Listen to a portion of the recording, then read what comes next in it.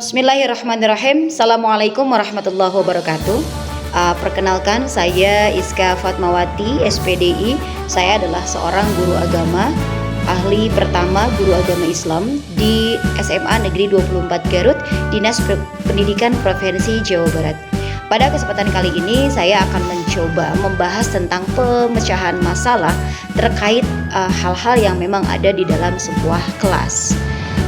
Kelas ini adalah merupakan sebuah tempat sarana pembelajaran bagi siswa, sehingga tentunya kita sebagai seorang guru itu harus bisa menciptakan suasana pembelajaran yang menarik sehingga siswa menjadi betah di kelas dan kemudian pembelajaran sesuai dengan tujuan yang kita harapkan itu bisa tercapai dengan baik. Namun dalam kenyataannya banyak sekali atau ada beberapa hal masalah yang kita temui dalam kelas ya. Seperti yang pertama, mungkin pelajaran saya dalam pelajaran pendidikan agama Islam, yang pertama saya melihat dan menganalisis ada siswa yang kadang-kadang merasa yang pertama bosan ya. Kemudian yang kedua, banyak siswa yang memang tidak bersemangat karena memang cara belajarnya tidak efektif.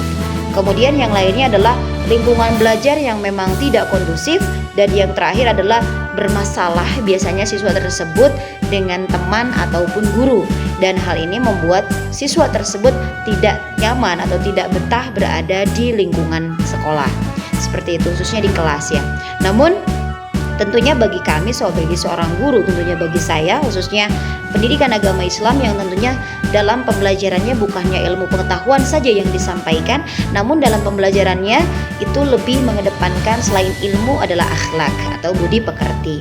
Nah, dalam hal ini mengatasi siswa yang memang mengalami gangguan malas dalam pembelajaran, ada beberapa hal yang saya lakukan dalam kelas sehingga pembelajaran itu tercipta menjadi lebih menarik dan lebih bermakna kembali. Yang pertama itu adalah saya membuat KBM yang menyenangkan, yaitu kegiatan belajar mengajar yang menyenangkan. Itu setiap saya melakukan pembelajaran itu saya selalu melakukan pembiasaan positif, yaitu seperti menyanyikan Subhanul Watan atau syair cinta tanah air. Itu adalah sebagai bentuk profil Pancasila juga, sehingga membuat siswa menjadi lebih semangat dan ceria lagi berada di kelas, sehingga kelas menjadi lebih menyenangkan. Kemudian setelah itu kami atau saya selalu melanjutkan dengan pembiasaan positif membacakan Al-Asma dan Al-Husna. Ini dengan dilantunkan dengan menggunakan instrumen musik sehingga siswa ghirahnya lebih semangat lagi dan mungkin lebih mendekatkan diri kepada Tuhan melalui Al-Asma Al-Husna. Yang kedua adalah saya senantiasa memberikan motivasi positif kepada para siswa, seperti halnya bahwa yuk kita sama-sama belajar.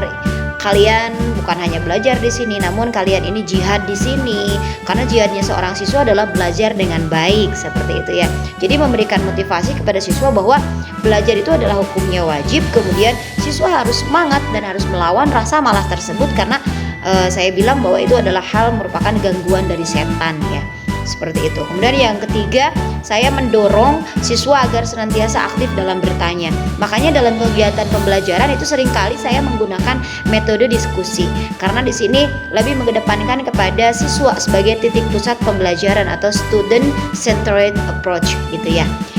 Saya selalu bertanya, yuk kita mulai dengan menggunakan presentasi, menggunakan PowerPoint, menggunakan sesi tanya jawab, dan siswa saya arahkan untuk aktif dalam diskusi pembelajaran sehingga di kelas itu tidak terasa gitu ya, tidak mengantuk, bahkan siswa menjadi semangat dan berani untuk mengungkapkan pendapatnya. Kemudian selanjutnya adalah saya mengatur waktu belajar. Maksudnya atur waktu belajar artinya saya melihat kondisi siswa gitu ya. Ketika belajar kalau terus-terusan itu maka akan ada rasa bosannya, maka harus diselingi. Nah, makanya saya selalu mengiringi dengan yang namanya brainstorming. Kita lakukan permainan di kelas, dan setelah siswa kondusif kembali dilanjut kembali dalam pembelajaran yang serius. Nah, seperti itulah kira-kira. Selanjutnya adalah saya mengatur waktu belajar. Kemudian setelah mengatur waktu belajar itu peka terhadap kondisi siswa secara fisik ataupun psikis gitu ya. Terkadang misalkan ketika pembelajaran PAI setelah selesai pelajaran olahraga, itu tentunya siswa masih merasa lelah gitu ya. Dan itu saya selalu memberikan waktu kepada siswa agar beristirahat terlebih dahulu, tentunya sambil mendengarkan sholawat gitu ya. Jadi siswa menjadi lebih rileks kembali dan siswa menjadi lebih siap lagi untuk menerima pembelajaran. Karena ketika siswa selesai olahraga kemudian langsung pembelajaran, maka itu mungkin siswa akan belum konsentrasinya 100% untuk mengikuti pembelajaran. Dan yang terakhir adalah saya senantiasa memberikan reward ya atau penghargaan bagi siswa yang memang mengikuti pembelajaran dengan baik gitu, atau bisa saya memberikan nilai yang baik, kemudian saya mengapresiasi dengan kata-kata atau ucapan pujian dan lain sebagainya. Yaitu barangkali itu saja yang bisa saya sampaikan di sini terkait dengan pemecahan masalah bagi siswa yang memang merasa malas di dalam kelas gitu ya. Dan yang saya lakukan ada 5. Yang pertama adalah membuat KBM menjadi menyenangkan. Yang kedua, memberikan motivasi positif terhadap siswa. Yang ketiga, mendorong siswa agar lebih aktif bertanya lagi.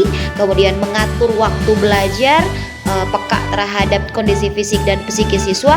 Dan yang terakhir adalah memberikan reward kepada siswa. Itu saja yang bisa saya sampaikan dalam pelaporan pemecahan masalah yang saya upload untuk IKI ya.